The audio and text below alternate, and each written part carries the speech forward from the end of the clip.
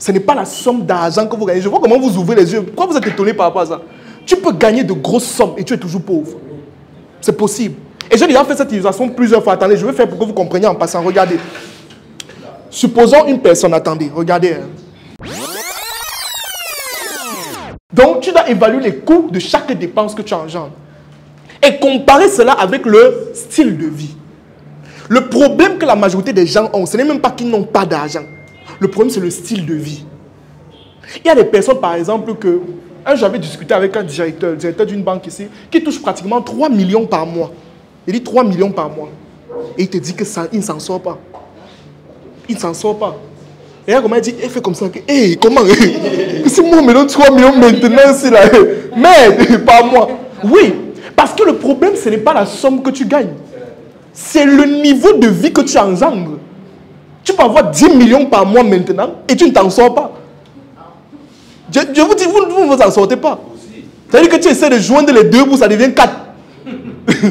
tu te bats, ça ne donne pas. Est-ce qu'on se comprend?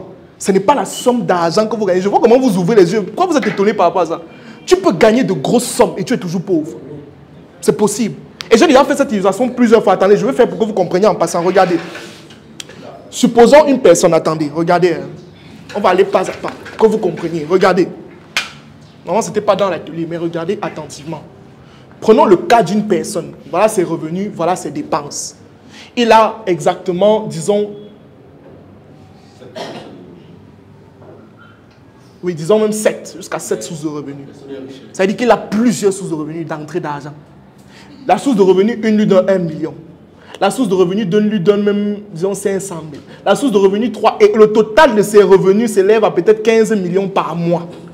C'est-à-dire que chaque mois, ces sources de revenus lui donnent 15 millions de francs CFA. C'est beaucoup, n'est-ce pas? C'est énorme. C'est-à-dire qu'on te donne 15 millions chaque mois. Là, je ne suis pas en train de dire brut, net, brut. Je dis net. C'est-à-dire qu'on a fini d'enlever tous les impôts, tout. Il a 15 millions chez lui. Allons maintenant dans ses dépenses. Netflix Premium. Il dit que Netflix Premium. On se rend compte que petit 1, il entretient 4 filles. Dans 4 appartements différents. Où il paie le loyer 750 000 pour chaque femme. Il leur donne à chaque fois, chaque semaine, elles ont l'argent de transport. Pas moins de 200 000. Il faut qu'elle paye sa perruque, tout ça. Donc ça veut dire que rien que pour les femmes, il est déjà à 3 millions et poussière par mois. Peut-être même plus. Il est possible. Non, vous riez. Vous riez. Ça fait rire. Ça fait rire. Mais ça existe. Il y a des hommes comme ça. Il y a des hommes qui ont 5 familles. Et il est fidèle aux 5. Je capte un peu ce que je veux dire. Ça veut dire que rien que pour les femmes, c'est même petit, 5 millions. Il dépense franchement. Ça veut dire que dès qu'une bout d'un peu, il dit que avoir ton nom à mon niveau, je t'envoie quelque chose. Tu vois. Elle envoie rapidement. Dès qu'elle fait une petite caprice, il dit que ta perruque c'était combien? Elle dit 700 000, je t'envoie 1 million, c'est pas un problème. Tu vois. Parce que quand on a l'argent, c'est dit qu'on va être riche toute la vie. C'est ça le problème. Tu vois. Et maintenant, on peut aller comme ça dans des dépenses encore plus farfelues. À la fin, cette dépense s'élève à 20 millions. La question que je pose, là, il est riche ou il est pauvre? Il est pauvre. Tu vois comment quelqu'un gagne 15 millions par mois? Il est même endetté. Donc, vous voyez en fait que ce n'est pas gagner l'argent qui est difficile. Tu peux avoir des gros revenus. Mais quel est le style de vie que tu emploies? Il a une Mercedes que chaque jour, chaque mois, il dépense au moins 1 million pour l'entretien, le carburant et tout. Oui, peut-être il a travaillé, peut-être il a développé des sources de revenus, peut-être il est intelligent, il est compétent, il a des relations, etc. Il se retrouve avec 15 millions, c'est possible. Mais quel est le style de vie qu'il engendre? Voilà. Par exemple, voilà quelqu'un. Laissons-moi me redire, nous prenons les joueurs en général. Combien de joueurs ont gagné des milliers? En fait, on te dit qu'il y avait des joueurs qui gagnaient peut-être même 3 millions d'euros par semaine. J'ai dit par semaine, je n'ai pas dit par mois. Donc tu convertis ça à la calculatrice, mais erreur. Il a 3 millions d'euros chaque semaine. Mais il finit pauvre. Et endetté, jusqu'il a mis en prison. Donc c'est ça que je vous ai dit qu'en fait, le problème en fait, c'est pas de gagner l'argent. Ça c'est quelque chose, on a trop focalisé l'esprit dessus. Gagner. Bon, quand on va gagner, on va faire quoi? On va faire quoi avec? Si on ne sait pas gérer, ça va finir.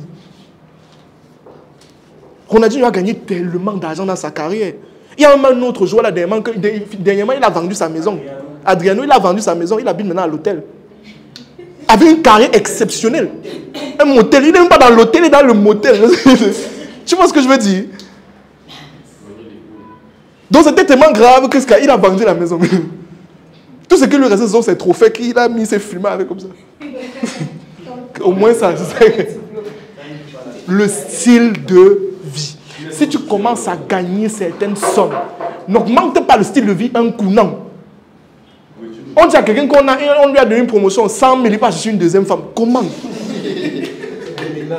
Il déménage, il change de vie. Comment tu fais ça? Que c'est trop. D'abord, le quartier, c'est... La route n'est pas goudronnée, le quartier, ça ne me convient plus.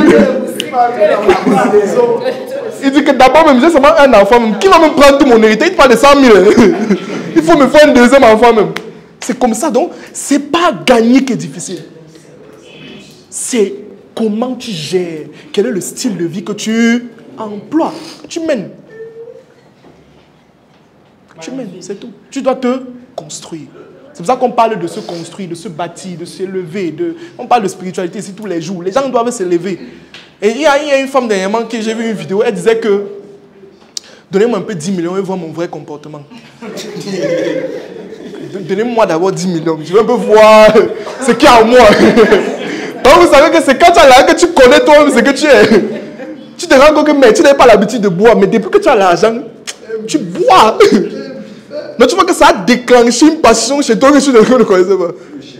Parfois, il faut qu'on te donne l'argent pour que tu connaisses ce que tu es. Quand tu essaies un peu voir. Il dit qu'on essaie un peu. Donc, on continue. Donc, j'étais au niveau des coûts. À chaque fois quand tu veux engendrer une dépense, demande-toi, ou alors compare la dépense avec le niveau de vie que tu as. Les charges que tu as même.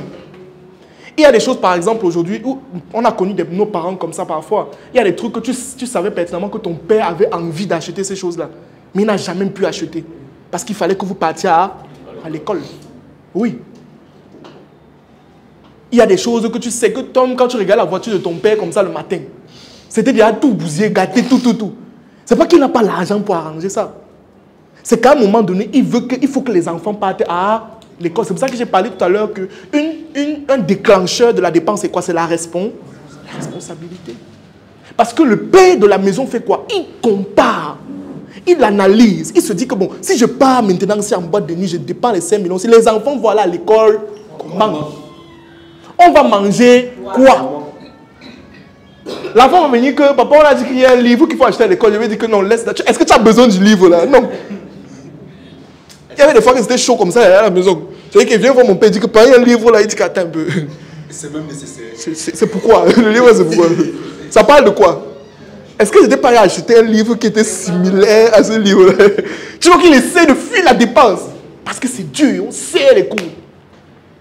Et vous devez commencer à cultiver la mentalité là demain pour que vos enfants ne se retrouvent pas dans des schémas catastrophiques.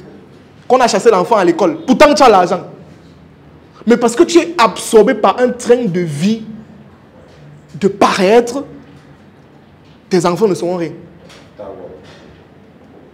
On est tous conscients que là où nous sommes là actuellement. Mais le problème, c'est que nous, est-ce qu'on veut se sacrifier? Est-ce que les gens veulent encore se sacrifier pour les générations futures? Chacun maintenant veut vivre. Je dis que, mais... On ne vit qu'une seule fois. Tu vois, certaines personnes disent souvent qu'avoir un enfant, c'est pas une fatalité. Il dit que merde, la fin ici, là, ça a été de crier. Donc, le coût. Tu regardes le coût. Donc, voilà les 3 choses que tu dois te demander avant de dépenser. Petit 1, le contexte. Est-ce que c'est important et urgent? Je vous entends pas. Est-ce que c'est important et... Si tu as des problèmes liés à la gestion des finances personnelles, c'est-à-dire tu dépenses trop, tu ne sais pas comment épargner, tu ne sais même pas où ton argent part parfois, ou encore tu as des problèmes liés à l'investissement, c'est-à-dire tu ne sais pas où investir, tu ne connais même pas comment est-ce qu'on structure un investissement, alors j'ai une solution extrêmement concrète qui, je suis sûr, va t'aider à coup sûr. Notre programme Croissance financière 2024 volume 2. Mon équipe et moi, nous avons pris le temps de pouvoir concevoir ce programme dans le but de t'aider à pouvoir passer à un autre niveau sur le plan financier à travers 3 modules extrêmement pédagogiques. Premier module, nous parlons de l'argent. Il est question de comprendre réellement ce que c'est que l'argent. Et dans ce module, nous parlons aussi de mindset financier, de reprogrammation financière. En deuxième module, je vous donne des techniques pour savoir comment est-ce que vous pouvez désormais mieux gérer votre argent, des étapes assez concrètes. Et en troisième module, je vous parle d'investissement en vous proposant même une opportunité qui pourra vous aider à coup sûr. Alors, si vous souhaitez bénéficier de ce programme qui, je suis sûr, vous aidera à passer à un autre niveau sur le plan financier, une seule chose à faire, vous cliquez sur le lien qui se trouve en commentaire, vous contactez mes équipes et on se fera un plaisir de vous procurer ce programme exceptionnel. Et ne l'oubliez pas, aujourd'hui, si vous êtes au niveau où vous êtes, c'est tout simplement parce qu'il y a des choses que vous ne connaissez pas. La connaissance est la première étape vers l'abondance financière. Cliquez sur le lien et passez à un autre niveau. Merci.